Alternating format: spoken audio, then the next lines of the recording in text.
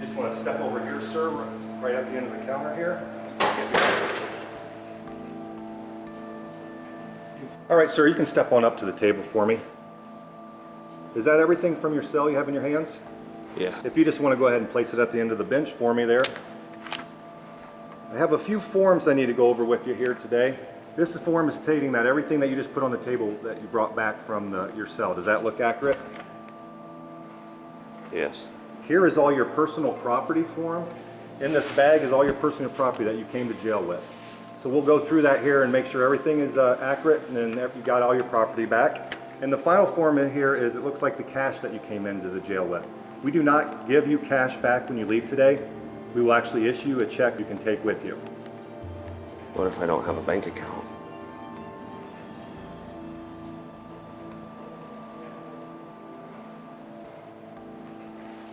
All right, sir, right through these doors will get you out of here today.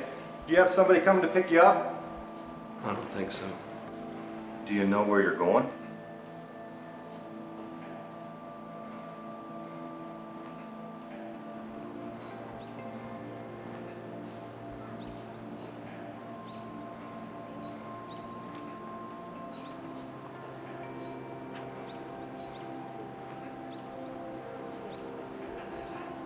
This is a true story, and it really happened. And the person talking to the inmate was me.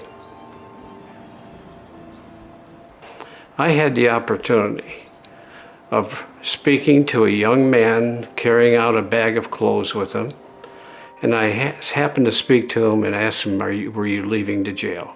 And he says, yes, after months. He was ashamed to even tell me how many months he was in the jail. I asked him what was his future going to be. What is he going to do? Is he going to go back, to his parents, or what? He was homeless. His family had given up on him totally, and he had friends, but they weren't good friends. I shook his hand. I wished him the best, and I probably made my biggest mistake in my entire life, is that I didn't ask him if I could take him to a local motel, and that I didn't have the opportunity to try to find him a position and to be able to turn his life around. And I regret that day. I didn't act. I had the opportunity of doing something for that individual, and I didn't do it.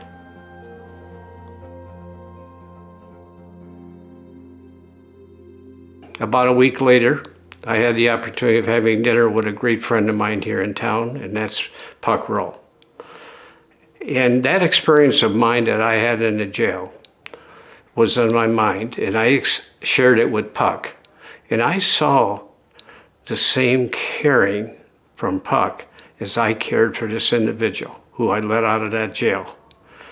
And Puck, as we spoke, developed the same kind of enthusiasm that something had to be done. So I said, Stan, I'll tell you what, I think you have a marvelous, marvelous idea. However, I think we have some work to do, and the only way this thing can be successful is if we get this entire community from all walks of life behind it, and the only way we can do that is meet face-to-face, breakfast, lunch, coffee, dinner, with all these people, one-on-one, and see where they stand. And it was amazing, out of 200 people we met with, not one person refused to meet with us, and 200 people gave us support and encouragement, more than 200. So I said to Stan, Stan, as Finley has noted, Finley accepted this, and this needs to be addressed. Things are not getting better, it's going to get worse, and these people need to have a new life. And your idea of mentors, that's going to be the key. Mentors are the most important part of our program. These are individuals who are giving out quality time to help an individual that they never knew. But they learn very quickly the background of that individual and how much that relationship blossoms into so much in the future. Not that every person is a success story in our program. They're not. But the majority are. The nice thing is when they do slip up and they relapse, and we have to go back to jail, and we have to go back to the court system, who do you think are the first ones to stick up for that individual? It's the mentors. It's the mentors that have a relationship. It's not for a week or two or a month or a couple years. In many cases, this relationship lasts for years. I think I ran into Puck at a party, and he brought up the program that he and Stan were part of, and that's kind of where I started with my involvement. I think it's one thing just to be consistent and being there, and when you start to talk with them and you hear about maybe some challenges that they're having, that you just give them some good advice. It doesn't mean that you're going to tell them maybe what they want to hear, but you try to give them some good direction, like you would with your kids or a good friend. I believe everybody deserves a second chance, and you can see the impact immediately, firsthand, in terms of the time and effort you get. So people have asked why I was interested in the Welcome to New Life Executive Director position. And that answer is pretty easy. I am a result of someone that was given a second chance. My father had gotten to a point in his life that he started shooting up heroin. Wasn't a good man. But one day his life changed. My father had a 6th grade education. When Dad made the change in his life, it wasn't only for him, but it was for me and my brothers and sisters, so that our lives could be changed. When we selected our board, we were very careful to get the right people. Every person we asked to be on the board, they agreed. No one told us no. So I've never been involved in anything where so many people signed in and want to be supportive of the program. Nobody turned us down. We got, I believe, 11 board members that are very much in every area that we knew we needed help to help these individuals. They stepped up to become board members. Over the last 2 years, Welcome to New Life has had wonderful successes. We've had several people through our program. And now I'd like to share with you one of them, and his name is Russell. My name is Russell Monroe. I am a recovering addict of a little over a year.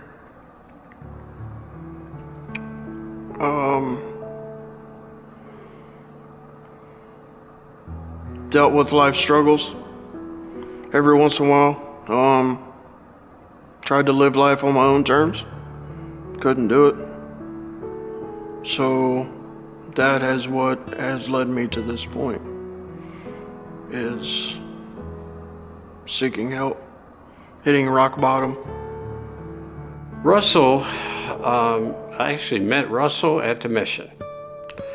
And Russell was a lost soul at the time. And I ran into him and I started asking him questions. And it was a lot of questions about Russell himself. What his background, why he was at the mission, and so forth. And he gave me a little history of his background. I sensed that he was a good man. And I felt that our Welcome to New Life could really do something to help this individual. It happened by chance more than anything. I was at this city mission where I'm a resident. My pastor's wife was my case manager, and it just so happened that one of the founders, Stan, was standing there and he was asking her, "Hey, do you know anybody that needs a job?" And I just happened to walk through the door as they're talking, and I'm like, "Man, I need a job." And she's like, hey, this guy right here, he needs a job. So me and him got to talking, we exchanged numbers. He took me a couple days later to get a job. I saw in him that what he needed immediately was the opportunity to have a job. And that's when Puck and I went to a local business here in town, took him along with us, with our connections, and he was hired the next day. Then he got to talking to me about his program, Welcome to a New Life. And the part that interested me the most was